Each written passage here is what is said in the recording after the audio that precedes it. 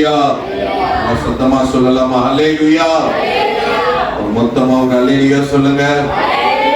தூங்குறவங்கள ஒரு அல்லேலூயா சொல்லுங்க. உண்மையுள்ள மனுஷன் பரிபூர்ண ஆசீர்வாதங்களை பெறுவார். ஆண்டவருடைய நாமம் மகிமைப்படுவதாக. நேரடியாக ஆண்டவருடைய வார்த்தைக்குள்ளாக ஒரு 20 நிமிடங்கள் ஆண்டவருடைய வார்த்தையை கேட்கிற உன்னதமான ஒரு நேரத்துக்குள்ளாக வந்திருக்கிறோம். இந்த 19வது நாள் உபவாச ஜெபத்தின் சோத்திரம் காரியங்களுக்குள்ளாக வந்திருக்கிறதான ஒவ்வொரு விசுவாச பிள்ளைகள் ஒவ்வொருவரையும் வாழ்த்தி வரவேற்கிறேன். எடுத்தவர்கள் வாசிங்கள். ஏசாயா தீர்க்கதரிசன புஸ்தகம், ஏசாயா தீர்க்கதரிசன புஸ்தகம் 38வது அதிகாரம் 5வது வசனத்தை ஒருவர் வாசிங்கள். நீ போய் எசேக்கியாவை நோக்கி உன் தகப்பனாகிய தாவீதின் தேவனாகிய இருக்கிற கர்த்தர் சொல்லுகிறதாவது என்னவென்றால், உன் விண்ணப்பத்தை கேட்டேன், உன் கண்ணீரை கண்டேன். இதோ உன் நாட்களோடு 15 வருஷம் கூட்டுவேன். கண்களை மூடி ஒரு விஷயமாக தேவ சமூகத்தில் வசனத்து மேல கை வைத்து, ஆண்டவரே, இந்த 19வது நாளும் இந்த உபவாச ஜெபத்திலே நாங்கள் ஜெபித்திருக்கிறோம்.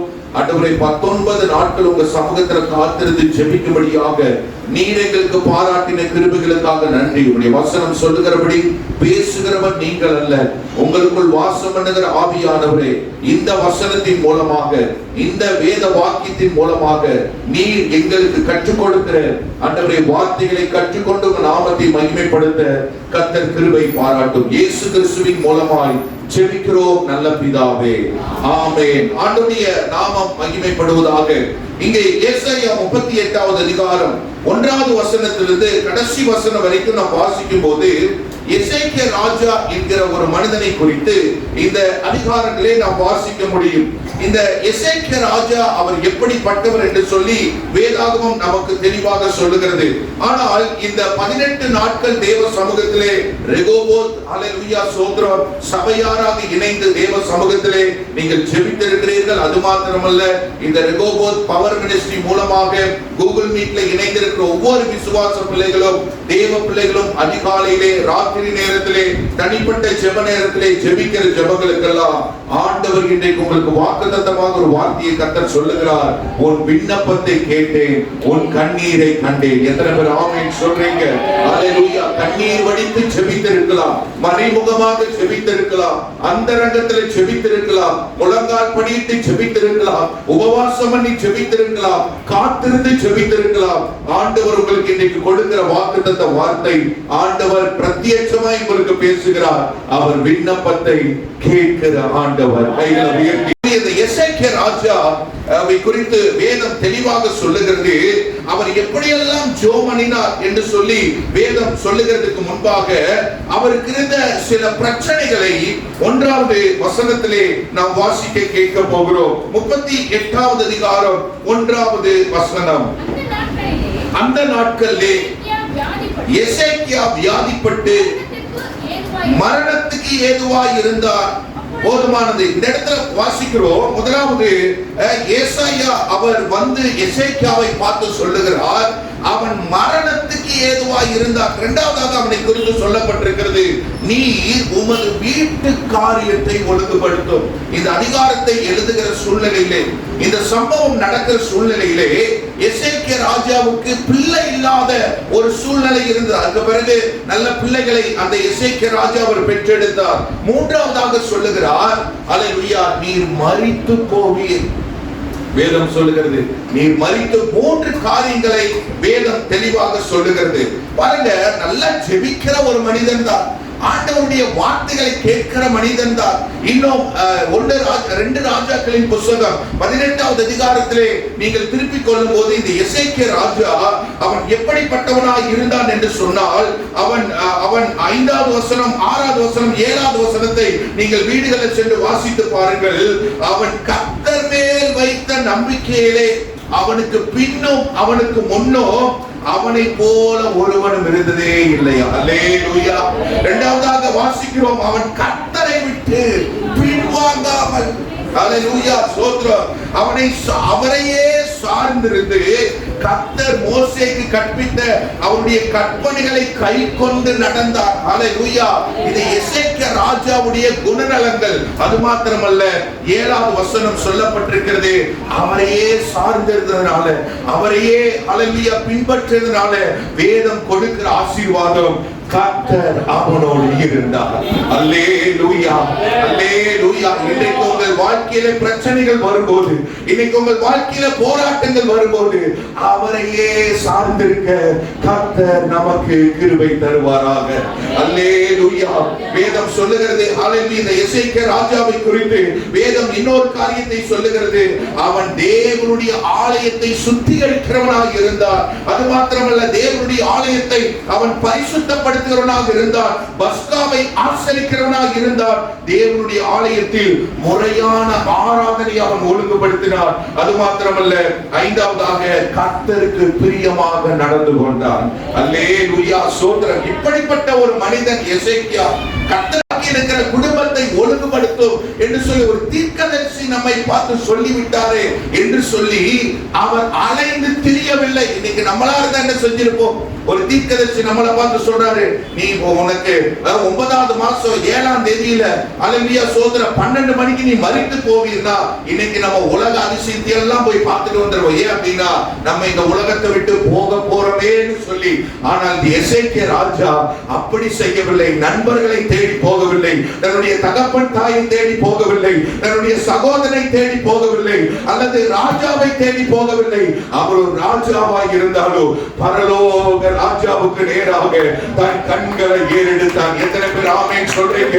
அதனால சங்கீதக்காரனாகிய தாவீது சொல்கிறார், எனக்கு ஒத்தாசுவர் பர்வதங்களுக்கு நேராக என் கண்களை ஏறெடுக்கிறேன், வானத்தையும் பூமி உண்டாக்கின கர்த்தரிடத்திலிருந்து எனக்கு ஒத்தாசை வரும். ஹல்லேலூயா, ஹல்லேலூயா. அதே சங்கீதக்காரன் இன்னொரு இடத்திலே வாசிக்கும் போது 123ஆம் சங்கீதத்தில் வாசிக்கிறோம், பரலோகத்தில் வாசமாய் இருக்கிறவரே, எங்கள் கண்களை உமக்கு நேராக ஏறெடுக்கிறேன்.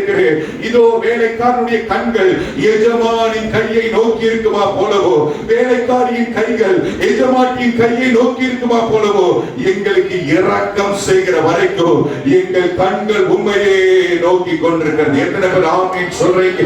ஹல்லேலூயா. உச்சகட்ட பிரச்சனை வரும்போது, நம்முடைய சூழ்நிலை சில நேரங்கள்ல நமக்கு சாதகமாய் இல்லாத போதும் நம்முடைய வாழ்க்கையில ஜெபிக்க வேண்டிய ஒரு ஜெபம், ஆண்டவரை மட்டும் பார்க்க கர்த்தர் கிருபை தருவாராக. எத்தனை பேர் ஆமென் சொல்றீங்க? எந்த சூழ்நிலை அவர் நம்மை கைவிடாதவர், எந்த சூழ்நிலை நம்மை ஆசீர்வதிக்கிறவர், யார் வெறுத்தாலும் நம்மை வெறுக்காதவர், யார் நேசித்தாலும் நேசிக்காவிட்டாலும் அவர் நம்மை நேசிக்க அவர் ஆயத்தம் உள்ள தேவனாக இருக்கிறார். இந்த வருஷ ஆரம்பத்தில் அநேக நம்மளை பார்த்து சொல்லி இருப்பாங்க, இந்த உலகத்துல பிறக்கும் போது வளர்ந்த போது அநேக நம்மளை பார்த்து சொல்லி இருப்பாங்க, நான் உங்களோட இருப்பேன்னு சொன்னவங்களா இன்னைக்கு இந்த உலகத்தை விட்டு மறைஞ்சிட்டாங்க. ஆனால் இன்றைக்கு ஆண்டவர் வாக்கு கொடுக்கிறார், இந்த தேவன் என்னைக்கும் உள்ள சதா காலங்கள் நம்முடைய ஆண்டவர், அவர் மரண பரியந்த நம்முடைய குடும்பத்தை நடத்துவார், இந்த ஊழியங்களை நடத்துவார், பாஸ்டர்களை நடத்துவார், அக்காவை நடத்துவார், பிள்ளைகளை நடத்துவார். இந்த 19வது நாள் உபவாச ஜெபத்துக்கு வந்திருக்கிற உங்களையும் அவர் நடத்த அவர் ஆயத்தம் உள்ள தேவனாக இருக்கிறார். ஹல்லேலூயா. வேதம் சொல்லுகிறது, மத்தேயு 28வது அதிகாரம் கடைசி வசனத்தில் வாசிக்கும் போது அவர் சொல்லுகிறார், உலகத்தின் முடிவு வரையந்தோ சகல நாட்களும் அம்மா அப்பா இருக்கிறாங்களோ, பாஸ்டர் இருக்கிறாங்களோ, யார் இருக்கிறாங்களோ தெரியாது, இயேசு நம்மளோட இருக்கிறார். எத்தனை பேர் ஆமென் சொல்றீங்க? இந்த எசேக்கியா அவர் எப்படி ஜெபம் பண்ணினார்? சுவர்புறமாக திரும்பி, சுவர்புறமாக திரும்பி என்று சொல்லும்போது தானியேல் 6வது அதிகாரத்திலே நீங்கள் வாசிக்கும் போது சொல்லப்பட்டிருக்கோ, அவன் எருசலேமுக்கு நேராக தன்னுடைய பலத்திலே பாதிக்கப்பட்ட ஒரு நிலைமை. இந்த எசேக்கியா ராஜாவுடைய ஜெபம் நமக்கு என்னெல்லாம் கற்றுக் கொடுக்கிறது?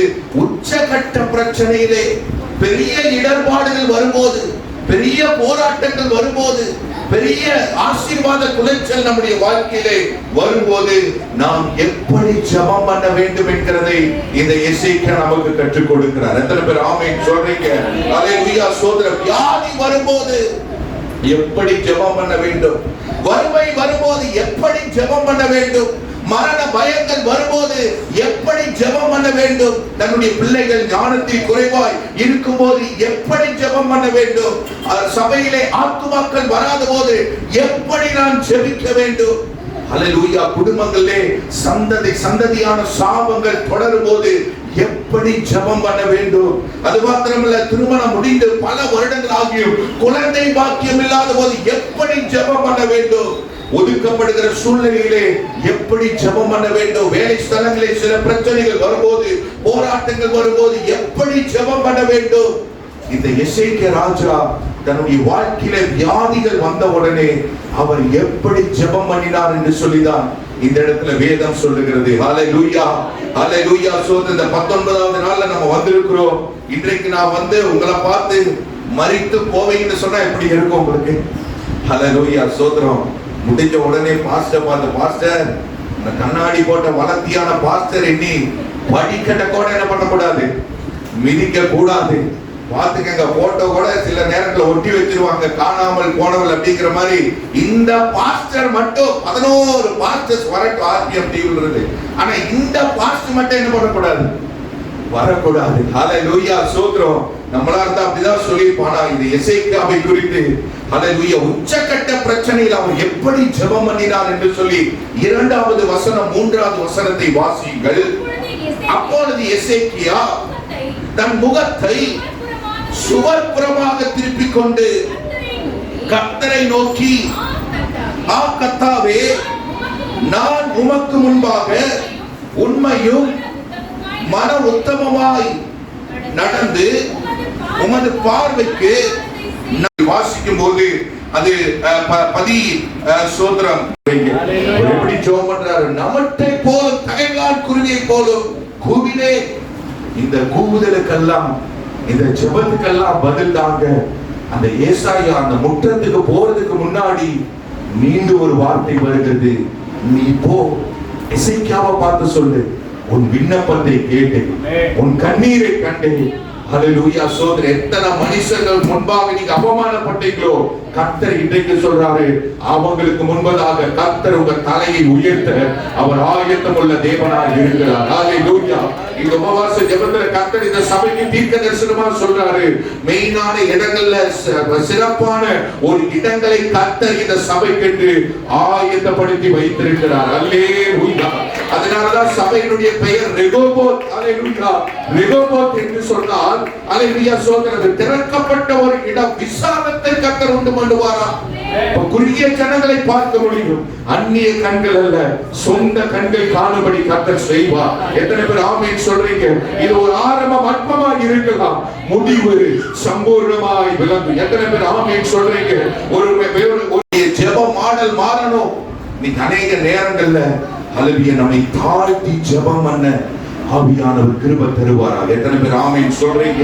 ஹல்லேலூயா. என்ன ஜெபம் பண்றோம்? அந்த பார்வைக்கு நலமானதை செய்து. யாருடைய பார்வைக்கு நீங்க நலமானதை செய்கிறோம்?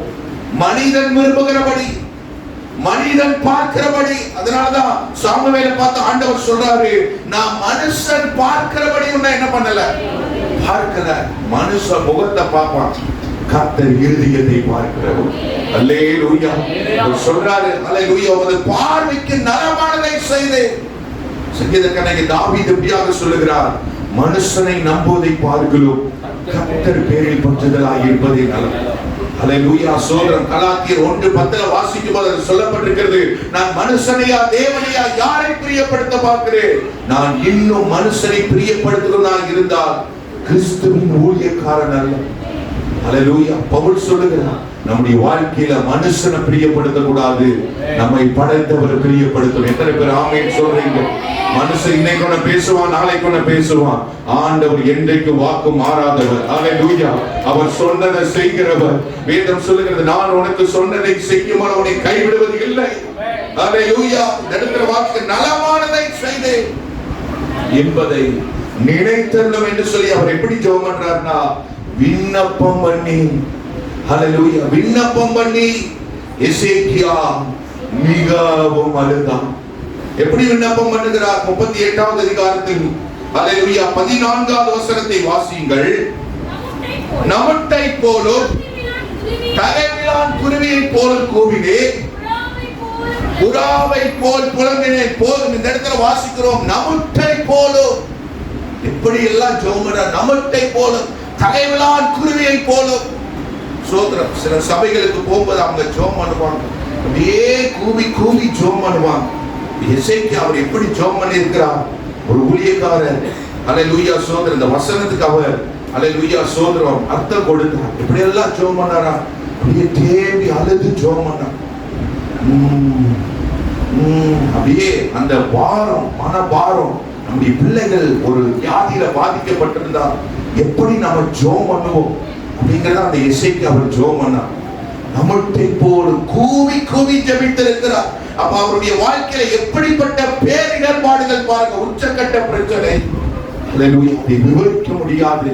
தான் அனுபவித்தவர்கள் மாத்திரம் சொல்லுகிறது. அப்படி என்றால் அந்த நாட்களில் வாழ்ந்த ராஜாக்கள் அவர்கள் எருசலேமின் ஆலயத்தில் ஆண்டவர் இருக்கிறார் என்கிற உணர்வோடு கூட இன்றைக்கு ஆண்டவரை நோக்கி பார்க்க கர்த்தர் நமக்கு கிருபை பாராட்டுவாராக. அல்லேலூயா, அல்லேலூயா. இரண்டாவதாக அவர் எப்படி ஜெபித்தார் என்று சொல்லி வேதம் சொல்லுகிறது, நான் உமக்கு முன்பாக உண்மையும் மன உத்தமமாய் நடந்ததை என்ன பண்ணுங்க, அல்லேலூயா, உமது பார்வைக்கு நலமானதை செய்தேன் என்பதை நீங்க நினைத்தருளும். நீங்க அநேக நேரங்கள் நம்ம என்ன செய்வோம், என்ன ஜெபம் செய்வது தெரியுமா? நான் உமக்காக இவ்வளவு கொடுத்தனே ஆண்டவரே, இவ்வளவு தசமபாகம் என் சம்பள பணத்தை பாதிய காணிக்கப்பட்டியில போட்டேன். அல்லேலூயா சோத்ரம். 2 மனுஷங்க ஜெபம் பண்ண போனாங்க புதிய ஏற்பாட்டில். அல்லேலூயா. ஒருத்தர் சொல்றா, வாரத்துல 2 முறை என்ன பண்ற, உபவாசிக்கிற, என்னுடைய சம்பாத்தியத்தை எல்லாம் உனக்கு கொடுத்துற. ஆனா இன்னொரு மனுஷன் ஜெபம் பண்றான், தன் கண்களை ஏறெடுக்க துணியாமல் பாவியாக என்மேல் கிருபையாயிரும். அல்லேலூயா. இன்னைக்கு நமக்குள்ள இருக்க வேண்டிய ஒரு ஜெபம் தாழ்மையின் ஜெபம். என்ன சொல்றாரு? நினைத்து பாருங்க ஆண்டவரே, என்னுடைய வாழ்க்கையில நான் பட்ட அவமானங்களை நினைத்து பாரும், என்னுடைய வாழ்க்கையில நடந்த சூழ்நிலைகளை நினைத்து பாரும். உமக்கு முன்பதாக உண்மையாய் நடந்திருக்கு, உத்தமமாய் நடந்திருக்கிறேன். தீர்க்க தரிசனமா இன்னைக்கு நான் சொல்றேன், உங்க வாழ்க்கையில் நீங்க உண்மையா இருக்கும்போது சில பிரச்சனைகள் வரும், சில போராட்டங்கள் வரும். உங்க வேலை ஸ்தலங்கள்ல நீங்க உண்மையா இருக்கும்போது நீங்க ஒதுக்கப்பட்டவர்களா இருக்கிறீங்களா? உங்களை மனுஷ கனம் பண்ணாம இருக்கலாம், பரலோகம் பார்த்து கொண்டே இருக்கிறது. பரலோக ராஜா உங்களை கனம் பண்ணுவார். எத்தனை பேர் ஆமென் சொல்றீங்க? அல்லேலூயா. வேதம்